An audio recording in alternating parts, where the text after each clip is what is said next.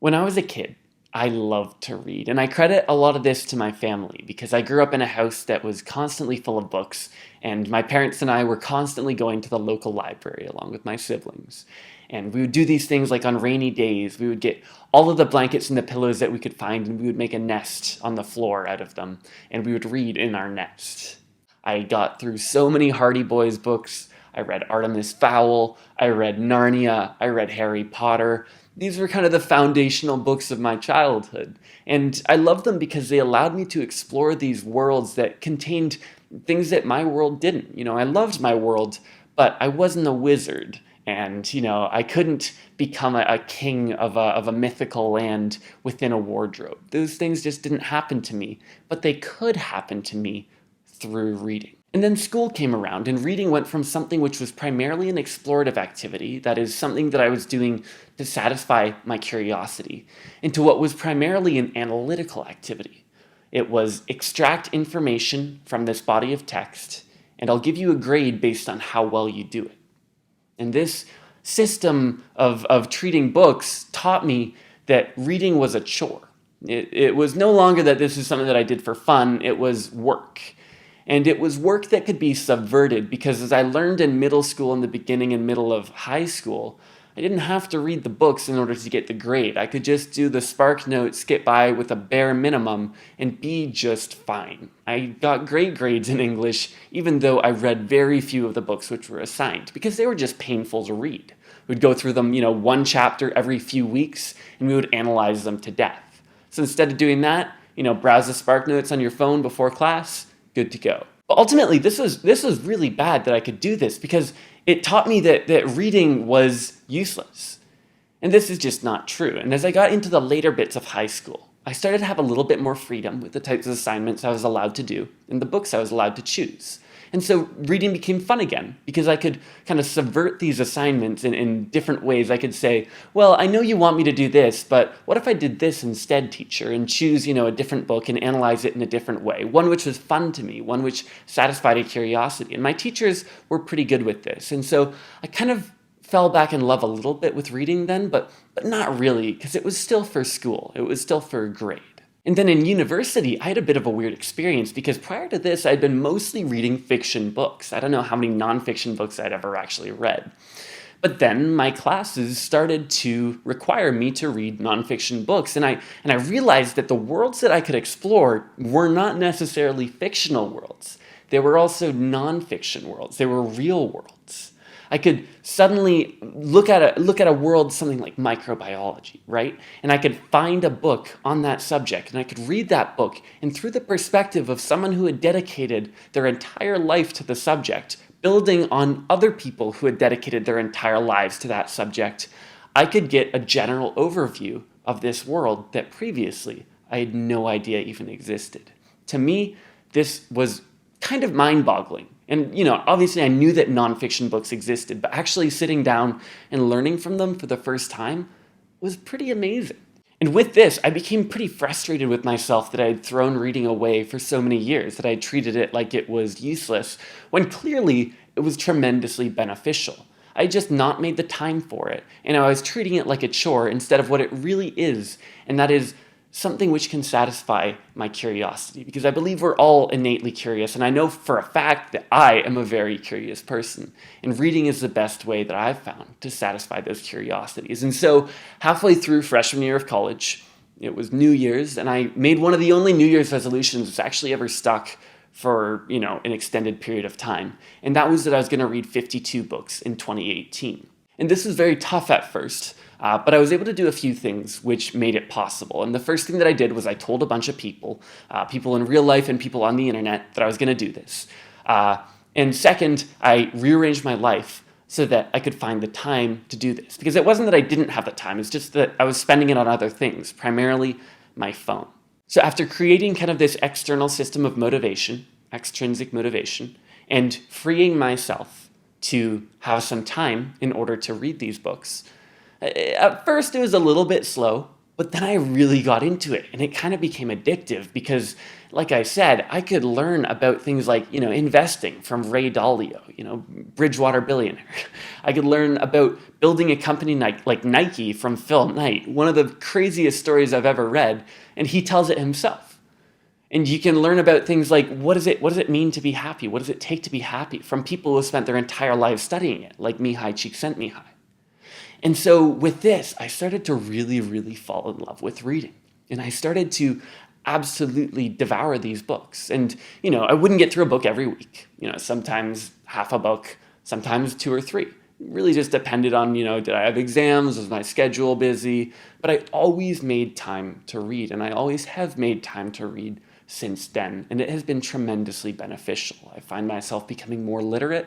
I find myself being able to think deeper on topics that I already knew about. And most critically, I find myself seeing the connections between topics which might have previously been distinct in my mind.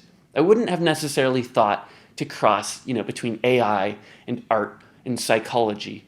And yet, through reading in all of those topics, I've been able to see the connections. And that has been tremendously beneficial to me as someone who is more of a generalist than a specialist, because it informs the type of work that I can do, and it allows me to better any one of those subjects individually. So I think that reading is something that would be tremendously beneficial if everyone fell in love with. And I think the way to do it, my advice to you as someone who went through this, is pretty simple. Expect it to suck for the first few weeks, because it's going to. You're taking something which was previously a chore and you're trying to turn it into something you're doing for fun. But that transition is not going to happen overnight. And so to ease that transition, I recommend telling people that you're going to read more. It's a big way, create some extrinsic motivation as well as the intrinsic motivation that hopefully you're feeling. And then choose some books which are really interesting and exciting to you. Don't read books because you think they're going to be good for you. Figure out which world you want to explore, and then find books which explore those worlds. And you can do it, online. You can do it at the library. You can do it on Amazon. You can do it on any number of platforms. You can find these books, get them for very cheap or free. And then once you have the books that you're going to read, you have your motivation, extrinsic, intrinsic. All that you really need to do is find the time. And the way that you can do this is going to vary, from person to person, situation to situation, obviously. But really just look at your schedule and say, for me, it was, where am I spending time on my phone that's not really necessary? So for me, this was a lot of meals when I was in college, because I eat breakfast alone most of the time, just how it was. Some lunches as well. In between classes, you got 15, 20 minutes. If I'm on a shuttle, going from one side of campus to the other, if I'm on the subway for whatever reason, I'm finding time in each of those little places. These little 15-minute chunks really add up. And you're not missing anything on Instagram when you're doing this. And then finally, for me, one that I love was just reading some fiction before going to bed, because it helps me unwind. It's really good for you, and it's also a really good way to find some time to read. Now, recently, I had a big life change. I moved from being in school to living on my own in an apartment. And I find that I have a different type of idle time, which is not necessarily time that I'm spending on my phone on Instagram, but it's time that I'm not really using my brain. When I'm cooking, when I'm cleaning, when I'm doing dishes, when I'm doing laundry. All of these things take up a fair amount of time in my life. And you might say, well, you're busy then, but not really. What I usually do is I throw on some headphones and I listen to audiobooks. I have been devouring audiobooks since I've moved in here, just by finding these moments where, it's not really idle physical time, but it's definitely idle mental time. So figure out what type of idle time that you have in your schedule on a regular basis, and then see how you convert that idle time into time that you're spending either listening to books or reading books. Because if you do this with any regularity, it's going to be tremendously beneficial. So yeah, that's my story about how I went from loving books to hating books and reading to loving it again. And that's also, my advice for how you can do the same thing if you're in the position that I was in a few years ago, where I just, treated books like they were a chore. So now I'd like to thank Audible for sponsoring this video. Like I said, since moving to Montreal, my audiobook consumption has gone up tremendously. I've been finding so much more time to be listening to these things, and I get all my audiobooks through Audible because Audible is amazing. The audiobooks that I've been listening to have been tremendously entertaining and engaging in ways that I didn't necessarily expect. So I'll give you an example. I've been listening to the Dune series recently. I'm on the 4th book right now. It's an amazing series. If you're into sci-fi, I highly recommend it. But the audiobooks are great because the characters all have different little ways of speaking. And it's not done in a distracting way, but it's done in a way where you really feel a slightly deeper connection to these characters than if you're just kind of listening to it in a bland and methodical way. Audiobooks on Audible do a really good job of this, in my experience, and it just adds another layer to the story. So if you want to check out Dune or any other audiobook in Audible's massive collection, then what I recommend you do is head on over to audible.com/johnfish or text code JOHNFISH to 500-500.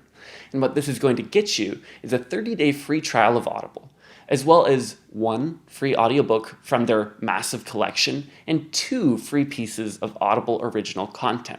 And so to get this offer again, just go to audible.com/johnfish or text code JOHNFISH to 500-500. I use Audible every day and it has been amazing for me. So thank you so much for watching this video. I hope you got something out of it. One last little note, I've created a Discord. It has about 500 people in it now, and it's been really cool. We've been talking about books, we've been talking about school, we've been talking about coding, and just like bouncing ideas off of each other. It's a really neat community, so if you want to join, you can join for free.